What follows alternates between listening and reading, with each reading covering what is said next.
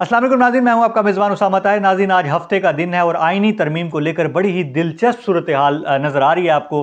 कल जुमे का दिन था। जुमे वाले दिन जो है वो 6 बजे जो है ना कौमी असम्बली का इजलास तलब किया गया था, लेकिन 6 बजे भी नहीं हुआ, फिर 11 बजे तक गया, 11 बजे भी ना हो सका। यानी कि जुमे वाले दिन आइनी तरमीम नहीं हो सकी। हुकूमत का पूरा प्लान था कि जुमे वाले दिन जो है वो आइनी तरमीम कर लेंगे, लेकिन क्या करें, नंबर ही पूरे नहीं हुए। मौलाना साहब को बड़े मनाने की कोशिश की गई। आज जो है वो मौलाना साहब के घर में भाई रौनक लगी रही। मतलब काफ़ी आना जाना लगा रहा। बिलावल भुट्टो साहब भी गए, हुकूमत के कुछ नुमाइंदे भी गए, लेकिन मौलाना साहब जो है वो मानने का नाम ही नहीं ले रहे। वो जो है वो पाकिस्तान तहरीक इंसाफ के साथ जो है वो डट गए हैं। और पाकिस्तान तहरीक इंसाफ का जो वफ़द था, आज मैं देख रहा था, बिलावल और पाकिस्तान तहरीक इंसाफ का जो वफ़द था वो इकट्ठे एक ही जगह पे मौलाना साहब की बैठक में जो है ना वो बैठे हुए थे। तो मौलाना साहब तो मानने से रहे, तो नंबर कैसे पूरे होंगे? नंबरों की अगर बात करूं तो सुनने में आया है कि 13 वोट जो हैं वो कौमी असम्बली में दरकार हैं और 9 वोट जो हैं वो सेनेट में दरकार हैं। अब ये जो है ना मार्जिन है।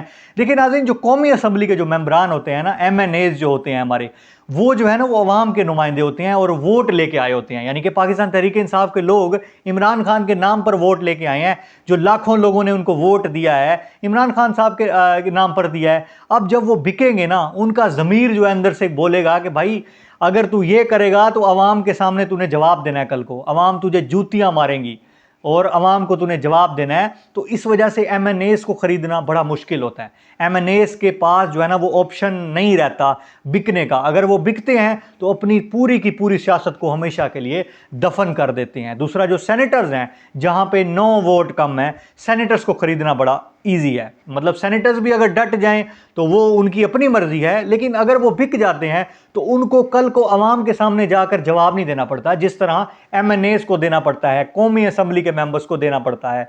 तो इनका जो है बिकना ईजी है और मुझे लगता है कि ये बिक भी जाएंगे आराम से और मुल्क से बाहर चले जाएंगे। लेकिन MNAs ने जो है ना, जैसे पाकिस्तान तहरीक इंसाफ के हैं, उन्होंने अवाम को जो है वो फेस करना है। अवाम ने उन पर यकीन किया है, इमरान खान के नाम पर वोट दिया है, तो उनका बिकना थोड़ा मुश्किल है। ज़राए का कहना है, खुदा न खास्ता ऐसा हो कि 5 MNAs जो हैं वो बिक चुके हैं। उसमें से एक का मैं बता सकता हूं कि डॉक्टर ज़रका, उनका जिनका बेटा अगवा हुआ था, वो जो है उनका कहना है कि इन 5 MNAs की लिस्ट में उनका नाम भी शामिल है। अब देखते हैं कि क्या होता है नाज़रीन। खुदा न खास्ता ऐसा हो, क्योंकि अगर ऐसा हुआ तो आइनी तरमीम पास हो जाएगी। अब आज जो है हफ्ते के दिन जो है कौमी असम्बली का जो इजलास है वो 11 बजे तलब किया गया था। फिर इसको टाइम को चेंज किया गया 3 बजे। अब 3 बजे से ये आगे कहाँ तक जाएगा? आगे तब जाएगा अगर नंबर पूरे ना हुए। अगर नंबर पूरे हुए तो हुकूमत को पता लग जाएगा, हुकूमत को कोई गारंटी देगा। बड़े लोग जो होते हैं ना पीछे बैकएंड पे, वो हुकूमत को गारंटी देंगे कि भाई नंबर पूरे हैं, अब आप इजलास जो है वो बुला लो और यही एग्जैक्ट टाइम है और इजलास जो है वो शुरू हो जाएगा। लेकिन नाज़रीन, ये हुकूमत के लिए जो है ना वो करो या मरो वाली सिचुएशन है। अब 25 अक्टूबर से पहले ये आइनी तरमीम करनी है। अगर ना की तो नाज़रीन इस हुकूमत का तख्ता पलट जाएगा। जी हाँ नाज़रीन, मैं बिल्कुल जिम्मेदारी के साथ ये बात कर रहा हूँ। ये हुकूमत टिक नहीं सकेगी नाज़रीन अगर जस्टिस मंसूर अली शाह और जस्टिस मुनीब अख्तर का मुकाबला इन्होंने किया, तो कभी भी नहीं कर सकते। तो वो जो है ना इलेक्शंस का ऑडिट करेंगे।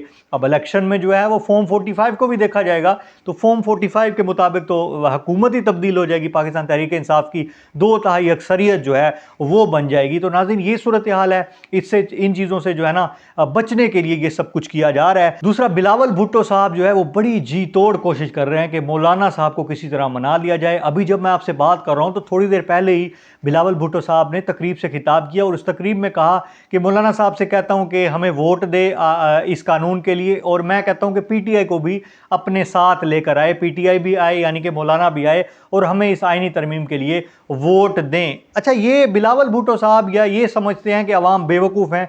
ये कहते हैं कि इससे कोई निज़ाम इंसाफ कायम होगा, हम कोई अच्छा काम करने जा रहे हैं। लेकिन अवाम बेवकूफ़ नहीं है, अवाम सब कुछ समझती है कि ये सब कुछ आप अपने लिए करने जा रहे हैं। आपका इसमें अपना फ़ायदा है कि आप चाहते हैं कि इलेक्शन का ऑडिट ना हो, फॉर्म 45 के मुताबिक हुकूमत ना बने। आप चाहते हैं कि जस्टिस मंसूर अली शाह और जस्टिस मुनीब अख्तर का मुकाबला ना करना पड़े।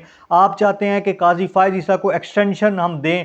तो मतलब सारे तो आपके मफाद हैं। आप ये कैसे कह सकते हैं कि इससे जो है ना, इस तरमीम से जो है ना निज़ाम इंसाफ कायम होगा, इससे जो है ना आम अदालतें तो बंद हो जाएंगी। आम आदमियों का, यानी कि मेरा, आप लोगों का, आम आवाम का जो है वो जो है ना कोर्ट मार्शल हो सकता है, उनको जो है ना वो मिलिट्री कोर्ट्स में दे दिया जाएगा और उनको कोई पूछने वाला नहीं होगा। आपको एक बंद कमरे में जो है ना ले जाएंगे और वहाँ पे कोई ब्रिगेडियर या कोई आर्मी का अफसर आएगा, वो आपके साथ जो सलूक करे, कोई अदालत नहीं, कोई निज़ाम नहीं, ये सब कुछ होगा नाजरीन। और आपको सिर्फ ये कह के उठा लिया जाएगा कि इसको जो है ना कौमी सलामती के लिए, भाई मुल्क को नुकसान पहुंचाता है ये बंदा, इसलिए हमें इस पर शक हो रहा है और हम इसको उठा रहे हैं, भाई बस ख़त्म, फिर तो टाटा बाय बाय, फिर कोई पूछने वाले नहीं है, अदालतें शदालतें ख़त्म। तो इस कदर ये काला कानून है। तो बिलावल भुट्टो साहब या पूरी जो है PMLN PDM से मैं पूछता हूँ कि इससे कौन सा निज़ाम इंसाफ कायम होगा? आप भी ज़रा बताएं, इसको कोई लॉजिक्स हो, कोई फैक्ट हो, आवाम को तो पता लगे ना। ये भाई जो बात कर रहे हैं ठीक है, इससे ये फ़ायदा होगा, लेकिन इसमें सारे फ़ायदे तो आपके नज़र आ रहे हैं, हुकूमत के फ़ायदे नज़र आ रहे हैं, आवाम को तो कोई रिलीफ नहीं मिल रहा। क्या इससे महंगाई कम हो जाएगी? क्या जो GDP ग्रोथ जो है ना मुतासर हुई है, क्या इससे वो जो है ना बढ़ जाएगी? क्या जो है ना गरीब तबका जो है ना नौकरियां पैदा होंगी? इससे क्या होगा? मतलब कुछ भी नहीं होगा, आवाम का तो कोई फ़ायदा नहीं है, मुझे तो कोई फ़ायदा नहीं नज़र आ रहा। दूसरा, PGC का वाक़या बड़ा ही तूल पकड़ रहा है नाज़रीन। उसकी वजह से जो है ना मुल्क की हालात, यानी कि इस्लामाबाद को 6 दिन बंद कर दिया गया है और बड़ी छुट्टियां दे दी गई हैं अमन अमान की सूरत हाल के लिए। आज जो है सारा दिन पुलिस तैनात थी, आज रहीम यार खान में भी बड़ी पुलिस थी और मुल्क के सभी शहरों में तकरीबन जो है पुलिस को जो है ना तैनात किया गया था। ख़ास तौर पर पंजाब में जो है ना हर तरफ जो है ना पुलिस नज़र आई आज। वो इसलिए कि पाकिस्तान तहरीक इंसाफ का आज जो है वो फैसला किया था कि हम जो है एहतजाज करेंगे, लेकिन कोई पाकिस्तान तहरीक इंसाफ का कोई लीडर जो है वो इस एहतजाज में शामिल नहीं हुआ, किसी ने लीड नहीं किया। तो ये एहतजाज कुछ ज़ोरदार एहतजाज हुआ नहीं है। कुछ शहरों में हुआ है, जैसे कि सियालकोट में रेहाना डार साहिबा जो है ना वहाँ पे उन्होंने किया। दूसरा कसूर में भी एक एहतजाज हुआ, यानी कि एहतजाज हुआ, लेकिन मुल्क के कई शहरों में नहीं हुआ, मतलब बहुत कम लोग निकले। जैसे रहीम यार खान में तो बिल्कुल ही लोग नहीं निकले, ना होने के बराबर। मैं देख रहा था कि प्रेस क्लब के बाहर जो है ना 2 लोग खड़े थे जो कि पाकिस्तान तहरीक इंसाफ के थे और उनको भी जो है ना गिरफ्तार कर लिया गया पाकिस्तान तहरीक इंसाफ के रहीम यार खान से। दरअसल ये क़यादत जो है ना बुज़दिल क़यादत, ग्रुप्स में जो है ना वो मैसेजेस कर देते हैं कि जी एहतजाज है जी, आना है। अब बेचारे वो जो 2 हैं, वो इमरान खान के जो जाले हैं, वो चले गई ये एहतजाज करने। बेचारे सिर्फ 2 थे, आप ये स्क्रीन पर भी देख सकते हैं। ये 2 बंदे जो है ना वो चले गए पाकिस्तान तहरीक इंसाफ का झंडा पकड़ के, और मैं कहूँगा ये बेवकूफ़ी है। एहतजाज का कोई थोड़ा सा एक प्लान होता है, आपको कोई लीड करने वाला हो। मतलब ये क्या आप बेवकूफ़ी करके 2 बंदे जाके वहाँ खड़े हो जाएंगे? तो आपको गिरफ्तार तो होना है, आप यानी कि खुद आप गिरफ्तारी देने गए थे।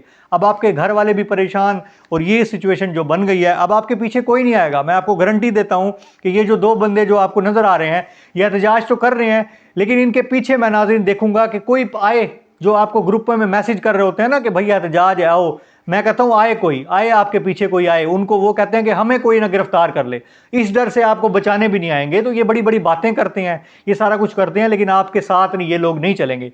तो अगर एहतजाज करना है तो उसका कोई होता है यार, कोई प्रोसेस होता है, कोई आपको लीड करने वाला हो, बंदे हो आपके साथ, ताकि कोई अरेस्ट का डर ना हो आपके अंदर और अरेस्ट ना हो सके आप। अब आपके घर वाले भी परेशान हो रहे होंगे। दूसरा, PGC का जो वाकया है उसके लिए मैं बात कर रहा था, उस पर तो बात कहाँ से कहाँ चली गई। उस पर जो है ना वो छुट्टियां मजीद कर दी गई हैं, ख़ास तौर पर इस्लामाबाद और लाहौर में स्टूडेंट्स जो है वो एहतजाज कर रहे थे। देखिए नाज़रीन, तोड़ फोड़ करने के हक़ में मैंने पहले भी कहा है कि मैं नहीं हूँ, इससे कोई फ़ायदा ही नहीं है। ये आपकी अपनी जगह है, आप इसमें देखें पढ़ रहे हैं, कल को आप बड़े होंगे, आपकी शादियां होंगी, आपके बच्चे भी इन स्कूलों में, इन कॉलेजों में जाके तालीम हासिल करेंगे। तो ये इनको तोड़ने का कोई मकसद नहीं है। आप एहतजाज करें, पूरा मन एहतजाज करें। पूरा मन एहतजाज का क्या मतलब है? आप जो है ना, पूरा मन एहतजाज की ये एग्जाम्पल है, अगर बाहर के मुल्कों में जो पूरा मन एहतजाज होता है वो इस तरह होता है कि लोग जो है ना इकट्ठे हो जाते हैं और कोई सड़क ब्लॉक कर दी या किसी सड़क पर बैठ गए, भूख हड़ताल कर ली, ये सारा कुछ कर लिया और हुकूमत आती है। ये बाहर के मुल्क में बता रहा हूँ, पाकिस्तान की मैं कुछ बात नहीं कर सकता, पाकिस्तान में आइन और कानून तो अब है ही नहीं ना कोई। तो वहाँ जो है ना पूरा मन एहतजाज यही होता है कि आपने बैठ गए और हुकूमत के बड़े नुमाइंदे आपके पास आते हैं, भैया आप अपनी डिमांड्स बताएं, हम आपकी डिमांड्स पूरे करते हैं, और तहम्मुल से जो है उनकी बात को सुना जाता है और ये सारा कुछ जो है ना आगे प्रोसेस चलता है, उनके मुतालबों को माना जाता है। यहाँ पे अब क्या किया, अब क्यों उन्होंने तोड़ फोड़ की स्टूडेंट्स ने? अब स्टूडेंट्स ने इस वजह से तोड़ फोड़ की क्योंकि उनके जो है ना वो कई तलबा को जो है ना वो मारा गया, पीटा गया, और एक स्टूडेंट्स सुनने में आया है कि 2 स्टूडेंट्स जो हैं वो मौके पर वहां पर जहां भाग हो गए हैं, जान से हाथ धो बैठे हैं। इस वजह से स्टूडेंट्स के अंदर जो है ज्यादा गुस्सा पैदा हुआ। आप ये देखें कि आप ये स्टूडेंट्स ऐसे होते हैं कि आप जितना इनको जो है ना दबाएंगे वो इतना ही जिद करेंगे और जो है ना ज्यादातर वो जज्बे से जो है ना ये सारा कुछ करेंगे। तो इनको रोकने का ये तरीका नहीं है। मैं चीफ मिनिस्टर मरियम नवाज साहिबा से मुखातिब हूं कि मरियम नवाज साहिबा, ये तो कोई तरीका नहीं है कि स्टूडेंट्स को रोकने का कि उन पे लाठियां डंडे बरसाए जाएं। ये लाठियां डंडे बरसाने के बाद ही तो हुकूमत ये स्टूडेंट्स ने तोड़ फोड़ की और उनको इश्तियाल आया। एक तरीका कार होता है, एक प्रोसेस होता है, उनको सुना जाए उनकी बात। ये कोई अनपढ़ तो नहीं है, ये कोई जाहिल तो नहीं है, कोई दहशतगर्द तो नहीं है, ये पढ़े लिखे कॉलेजेस के बंदे हैं, कोई first year second year universities के ये ना बच्चे हैं। तो इन्होंने कोई अगर इनकी बात तहम्मुल से सुनी जाती ना तो ये सब कुछ ना होता, ये तोड़ फोड़ ना होती, और ये जो आजकल एनार्की फैली हुई है, ये सारे मुल्क के हालात ख़राब है, ये सब कुछ कभी भी ना होता अगर इनकी बात को सुना जाता, बैठ के इनसे बात की जाती, तो ये सब कुछ बिल्कुल ना होता। तो ये नाज़रीन हालात हैं। तोड़ फोड़ के हक में मैं नहीं हूँ क्योंकि ये हमारे जो है ना हम इनमें पढ़े हैं, कल को आपके बच्चे पढ़ेंगे और ये चलते रहेंगे आगे, तो इनको तोड़ने का कोई फ़ायदा नहीं है, इससे कुछ भी नहीं होगा। ये पीजीसी की अपडेट थी। दूसरा, आईनी तरमीम को लेकर बड़ा ही दिलचस्प से खेल है, इसको मज़ीद हम डिस्कस करेंगे अपने अगले व्लॉग में। आज का दिन बड़ा अहम है, आज हफ्ते का दिन जो है ना देखते हैं कि आईनी तरमीम होती है कि नहीं होती, नंबर पूरे होते हैं कि नहीं होते। याद रखिएगा नाज़रीन, काउंटडाउन जो है वो शुरू हो चुका है, 72 घंटे से अब 48 घंटे। एतवार को भी अगर आज नंबर पूरे नहीं होते तो एतवार को भी ये इजलास तलब किया जा सकता है। जी हाँ नाज़रीन, एतवार को भी ये इजलास तलब किया जा सकता है अगर आज नंबर पूरे नहीं होते।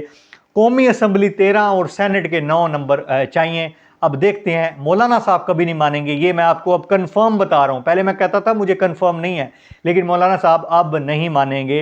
अब आखिरी रास्ता है कि पीटीआई पाकिस्तान तहरीक इंसाफ के एमएनएज अगर बिक जाएं तब ये आईनी तरमीम हो सकती है। नाज़रीन, मज़ीद डेवलपमेंट्स आपके साथ शेयर करूँगा।